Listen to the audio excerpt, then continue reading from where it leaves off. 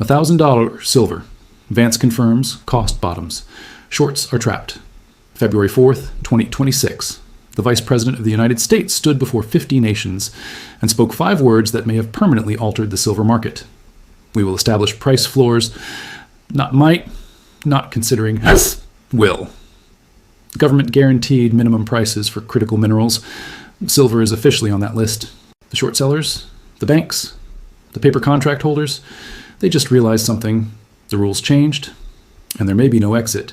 The question is no longer if silver reaches 4 figures. The question is, who understands what just happened, and who doesn't?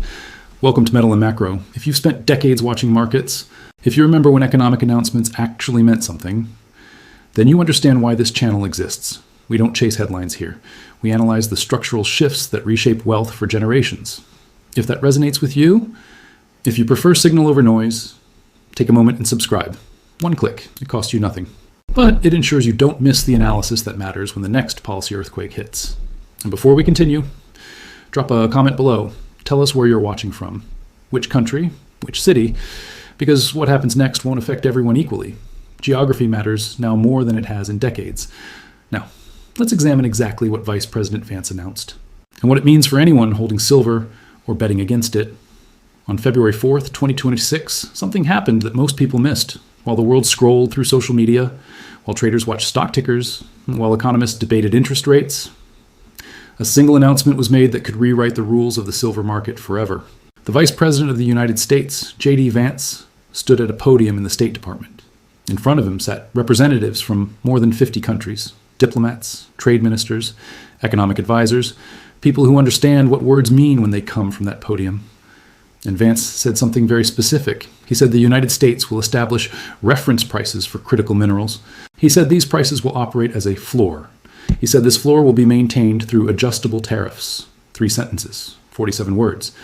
And with those words, he may have just trapped every short seller in the silver market. But most people who heard it didn't understand what they were hearing. They heard tariffs, and they thought about trade wars. They heard critical minerals, and they thought about China. They heard price floors, and they kept scrolling. But the people in that room understood immediately. A price floor is not a suggestion. It is not a target. It is a guarantee. When a government establishes a price floor, it is making a promise. The promise is simple. This commodity will not fall below this price. We will use the full power of government policy to make sure of it. And according to the announcement made that day, silver is now classified as a critical mineral under this framework. Let that sink in for a moment. The United States government just told the world it wants silver to cost more, not less. Not because of supply and demand, not because of industrial need, because of policy. Now, here is where it gets interesting. Vance explained exactly how this would work. He said if anyone tries to flood the American market with cheap silver, if China dumps inventory, if foreign producers try to undercut domestic miners, the government will impose tariffs to bring the price back up. Adjustable tariffs. That word adjustable matters. It means the government can raise or lower these tariffs at will to keep the price exactly where they want it. This is not a free market anymore. This is something different. This is the government acting as a buyer of last resort without actually buying anything. They are manipulating the price through policy instead of purchases. And here is the critical part that most analysts are missing. Vance did not say, we might do this. He did not say, we are considering this. He said, we will. That word changes everything. Because once a government makes that kind of public commitment, once they say it in front of 50 nations, they cannot walk it back without losing credibility, political credibility, economic credibility, strategic credibility. The announcement becomes a trap for the government itself. They have to follow through now. And if they have to follow through, then every trader, every bank, every hedge fund that is betting against silver, they are now betting against the United States government. Think about what that means. For decades, short sellers made money in the silver market by betting that prices would fall. They borrowed silver, sold it, and planned to buy it back cheaper later. It worked because markets go up and down. Supply increases, demand falls, prices drop, the short seller buys back the silver at a lower price, returns what they borrowed, and keeps the difference. Simple, profitable. But what happens when the government guarantees the price cannot fall below a certain level? What happens when there is no lower price to buy back at? The short seller is stuck. They still owe the silver they borrowed. But now they cannot buy it back cheaper. In fact, if the government keeps raising the floor, the price they have to pay keeps going up. And there is no way out. This is what Vance just did. He did not just announce a policy, he built a trap. And the people caught in it are some of the largest financial institutions in the world, banks that have been shorting silver for years, hedge funds with billions in derivative positions, traders who thought they understood how commodity markets work. They all just learned something. The rules changed, and nobody rang a bell. Now the question becomes, what is the floor? What price did the government just guarantee? Vance did not say. And that silence is the most dangerous part of all. There's a moment in every market crisis when smart people realize they made a terrible mistake. It happens quietly. No alarms, no announcements. Just a sinking feeling in the stomach, a spreadsheet that suddenly doesn't add up, a hedge that no longer works, a bet that cannot be unwound. For silver short sellers, that moment may have arrived on February 4th, 2026, and most of them don't even know it yet. To understand why, one must first understand what short selling actually is. It sounds complicated, but it's not. Imagine a trader believes silver will drop from $30 to $20 per ounce. So he borrows 1,000 ounces from someone else. He sells those 1,000 ounces immediately at $30. He now has $30,000 in cash. Then he waits. If silver drops to $20 like he predicted, he buys back 1,000 ounces for only $20,000. He returns the borrowed silver, and he keeps the $10,000 difference. That's short selling. It works beautifully. In normal markets, markets where prices go up and down based on supply and demand, markets where governments don't interfere, markets where rules stay the same. But what happens when the government changes the rules mid-game? What happens when the Vice President of the United States stands up and says, "We guarantee silver will not fall below a certain price"? Suddenly, the short seller's entire strategy collapses. He borrowed silver at $30. He sold it at $30. He was waiting for it to drop to $20. But now the government says it won't drop below, let's say $25 or $30, or whatever floor they decide. The short seller still owes 1,000 ounces, but he can't buy them back cheaper anymore. The government took away the cheaper option. And here's where it gets worse. Much worse. Short selling has unlimited risk. When someone buys silver, the most they can lose is what they paid. Buy at $30, silver goes to zero, you lose $30 per ounce. That's the maximum loss. But when someone shorts silver, there is no maximum loss. If they short at $30 and silver goes to 50, they lose 20 per ounce. If it goes to 100, they lose 70 per ounce. If it goes to 500, they lose 470 per ounce. The losses can grow infinitely. And now, with a government-backed price floor, the short seller faces a nightmare scenario. The downside is protected by government policy. The upside is wide open. Silver can't fall below the floor. But it can rise as high as demand takes it. This is called asymmetric risk. And it's a death sentence for short positions. But there's another problem, a bigger problem. Most silver that's traded isn't actually physical silver. It's paper silver. Contracts, futures, ETFs, derivatives. For every ounce of physical silver that exists, there are dozens, maybe hundreds, of paper claims on that same ounce. This works fine when everyone trusts the system, when people believe they can convert paper to metal whenever they want. But what happens when trust breaks? What happens when short sellers try to buy back their positions and they discover there isn't enough physical silver to cover all the paper? This has happened before. In 2022, the London Metal Exchange had to halt nickel trading. Why? Because a massive short squeeze pushed prices up over 100% in a single day. Short sellers couldn't deliver the physical metal they owed. The exchange panicked and canceled trades, reversed transactions, changed the rules after the game was already played. Billions of dollars vanished because the system couldn't handle the pressure. Now imagine that happening in silver. Except this time, the government is actively supporting higher prices. The short sellers can't get relief. The exchange can't cancel trades without defying government policy. And the physical metal simply doesn't exist to cover all the paper promises. This is what's called a structural problem. And structural problems don't have easy solutions. Right now, there are banks holding short positions worth billions of dollars, major financial institutions, names everyone recognizes.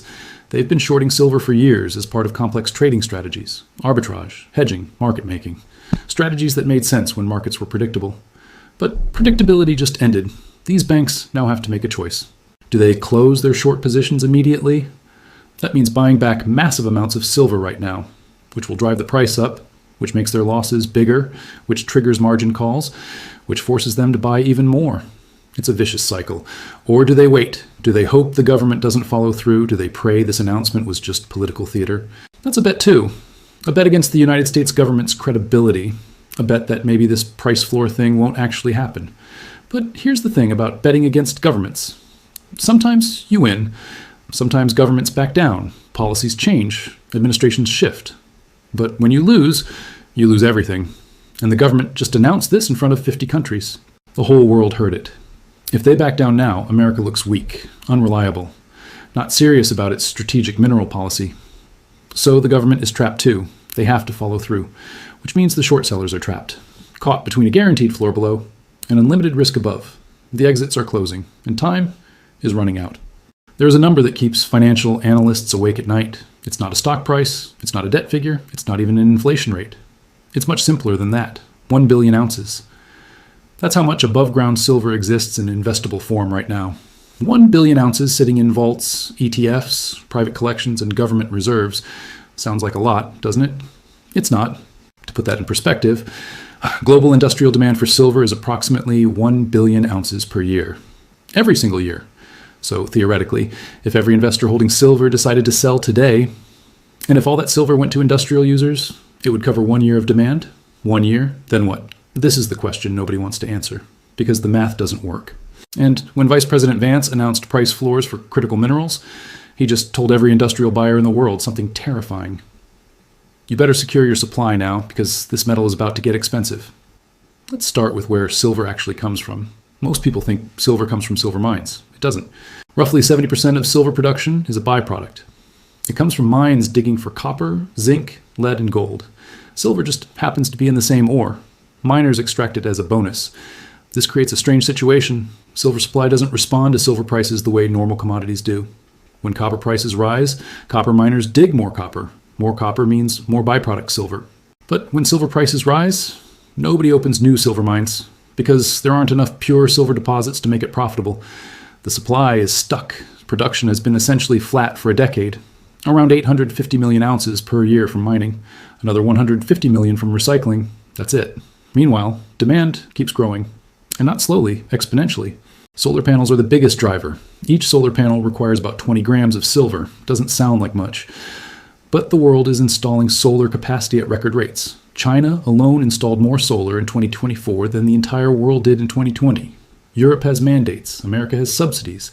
India has targets. Every government on Earth wants green energy. And green energy runs on silver. Then there's electronics. Every phone, every computer, every electric vehicle. Silver is in the circuits, the switches, the contacts. It conducts electricity better than any other metal. There is no substitute that works as well. Engineers have tried. Copper is cheaper but less efficient. Graphene is promising but not ready. For now, if you want high-performance electronics, you need silver. And the world wants more electronics every year. But here's where it gets interesting. Military applications, this is the part most people don't know. Silver is critical for defense systems, missile guidance, radar, satellites, communications. The Pentagon doesn't publish exact numbers, but defense contractors are buying silver at rates that didn't exist 5 years ago.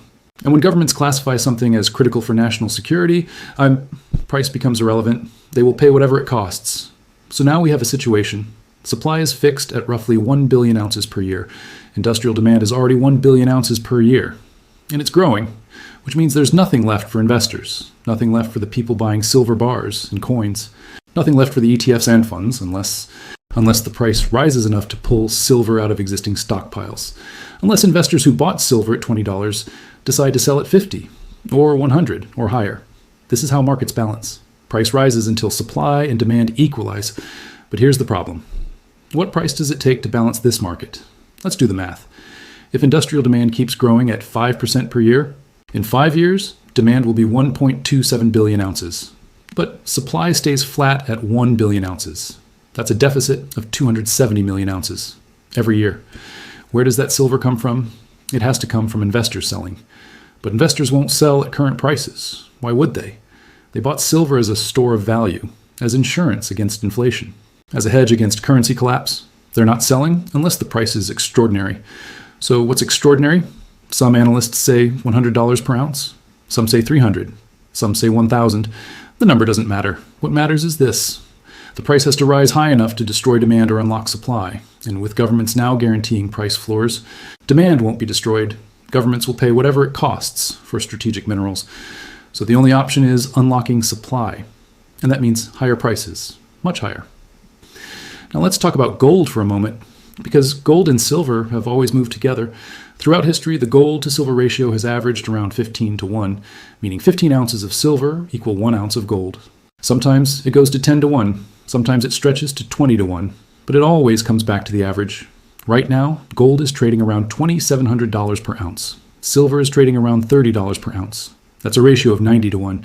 90 ounces of silver to buy 1 ounce of gold.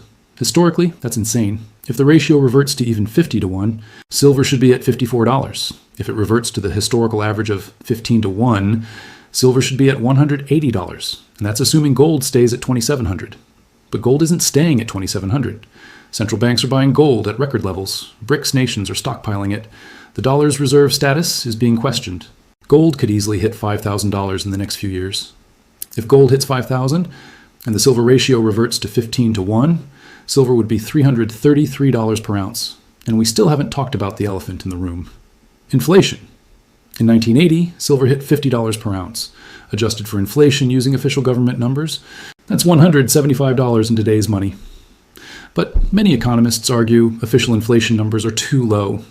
If you use alternative measures that include housing, food, and energy more accurately, that 1980 peak is closer to $600 in today's terms. Silver would need to hit $600 just to match its previous high. Not exceed it, just match it. So when someone says $1,000 silver is impossible, they're not doing the math. They're not looking at supply. They're not looking at demand. They're not looking at history. They're not looking at what governments just announced. $1,000 per ounce isn't a fantasy. It's a mathematical probability. If the trends continue, if the deficits grow, if governments follow through, and right now, all three of those things are happening. There's a moment in every major market shift when two groups emerge. The first group sees what's coming. They adjust, they position, they prepare. The second group doesn't believe it. They wait for confirmation. They need more proof. They want certainty. And by the time certainty arrives, it's too late. The opportunity is gone. The price has already moved. What happened on February 4th, 2026 was not subtle. It was not hidden. The Vice President of the United States stood in front of 50 nations and announced a fundamental change to how strategic minerals will be priced. The question now is not whether this matters. The question is what to do about it. And that answer depends entirely on who you are. Let's start with the most obvious group. Investors. People who already own silver or are thinking about buying it. Right now, they face a choice that didn't exist a week ago. Before this announcement, silver was a speculation, a bet that prices might rise, a hedge against inflation or currency collapse. But it was still a gamble. Now it's different. Now there's a government-backed floor. That changes everything. When a government guarantees a minimum price, it removes the downside risk. Not completely, of course. Governments can fail, policies can change, promises can break. But the risk profile is fundamentally different. It's no longer, will silver go up or down? It's, how high will the floor be set and what happens above it? For investors, this creates a decision tree. Physical silver versus paper silver. This distinction matters more now than ever. Physical silver means bars, coins, bullion. Metal you can hold in your hand. Metal stored in a vault with your name on it. Metal that cannot be printed, diluted, or rehypothecated. Paper silver means ETFs, futures contracts, mining stocks, derivatives, claims on silver that may or may not be backed by actual metal. Before the price floor announcement, the difference was mostly about preference. Some people like the security of physical, others like the liquidity of paper. But now, with a government guarantee in play, the difference could be existential. Because if a short squeeze happens, if industrial buyers start hoarding, if governments start stockpiling, the paper market could break. Contracts could default, ETFs could suspend redemptions, exchanges could halt trading. It's happened before in other commodities, and it could happen again. So the first strategic decision is simple: physical or paper? And if physical, where do you store it? Some people keep it at home, safe, accessible, private, but risky if the amount gets large. Others use allocated storage. Vaults in Switzerland, Singapore, London, professional security, insurance, verification, but also fees, and distance from the metal. There's no perfect answer, only trade-offs. Now let's talk about a different group, business owners, especially those who use silver in their products. Electronics manufacturers, solar panel makers, medical device companies. For them, this announcement is not an opportunity, it's a threat. Their input costs are about to rise, maybe slowly, maybe suddenly, but definitely upward. So they have to make decisions now. Do they lock in supply contracts at current prices? Do they stockpile inventory before the floor takes effect? Do they redesign products to use less silver? Do they pass costs on to customers? Each option has consequences. Locking in supply means committing capital now. Stockpiling means tying up cash in inventory. Redesigning means delays and engineering costs. Raising prices means losing customers to competitors. But doing nothing might be the worst option of all, because if silver doubles or triples in price, And they have no hedges, no inventory, no alternatives. They could be priced out of business entirely. This is not theoretical. In 2021, a global semiconductor shortage shut down entire industries. Car manufacturers couldn't get chips. Production lines stopped. Billions in revenue vanished, all because of a supply chain failure in one critical component. Now imagine that happening with silver. Except this time, it's not a shortage. It's a government-enforced price increase. And there's no emergency supply coming. Business owners who understand this are already making calls, talking to suppliers, negotiating contracts, securing inventory. The ones who don't understand, they'll figure it out when their costs double. And by then, their competitors will already be ahead. Now let's look at the third group, the one nobody talks about. Regular people, workers, savers, retirees, people who don't own silver, don't trade commodities, and don't follow economic policy. How does this affect them? Indirectly, but powerfully. When the price of a critical mineral rises, the cost of everything that uses that mineral rises too. Solar panels get more expensive, which means green energy costs more, which means electricity bills go up, electronics get more expensive, phones, computers, appliances, everything with a circuit board, medical devices get more expensive. Silver is used in antimicrobial coatings, imaging equipment, surgical tools. Healthcare costs rise. And here's the part most people won't connect. When strategic minerals become more expensive, governments print more money to subsidize them. More money printing means more inflation. More inflation means savings lose value. Retirement accounts, pensions, fixed incomes, all eroded. So even people who never touch silver, they're affected by what happens in the silver market. They just don't know it yet. Now let's talk about timing. Because understanding what's happening is only half the battle. The other half is knowing when to act. Some people will rush in immediately, buy silver tomorrow, max out their position, go all in. That's emotional investing. Dangerous. Others will wait for confirmation, wait for the floor to be officially announced, wait for prices to start rising, wait for media coverage. That's rational, but slow. By the time everyone agrees it's real, the move has already happened. The smart approach is somewhere in between. Gradual positioning, not all at once, not waiting forever, but methodically building exposure over time. Buying physical in small increments, diversifying storage locations, staying liquid enough to adjust if conditions change. This is how institutional investors move. Quietly, carefully, consistently, not making headlines, just accumulating position while prices are still reasonable. And here's the final piece that ties everything together. Historical context. Because none of this is new. Governments have manipulated commodity prices before. Sometimes it works. Sometimes it backfires spectacularly. In the 1970s, the US tried to control oil prices. Result? Gas lines, shortages, economic chaos. In the 1930s, FDR fixed the price of gold. Result? A black market, hoarding, eventual revaluation.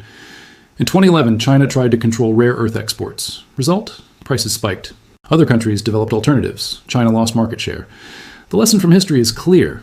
Price controls create distortions, and distortions create opportunities for those who see them coming. Right now, most people are not paying attention. They're focused on stocks, crypto, real estate. They'll hear about silver eventually when it's on the news, when prices have already doubled, when the opportunity has already passed. But there's a small group watching closely, reading policy announcements, running the numbers, understanding what governments just set in motion. That group is positioning now, not because they know exactly what will happen, but because they understand probabilities, and the probability of significantly higher silver prices just increased dramatically. The vice president said, "We will establish price floors."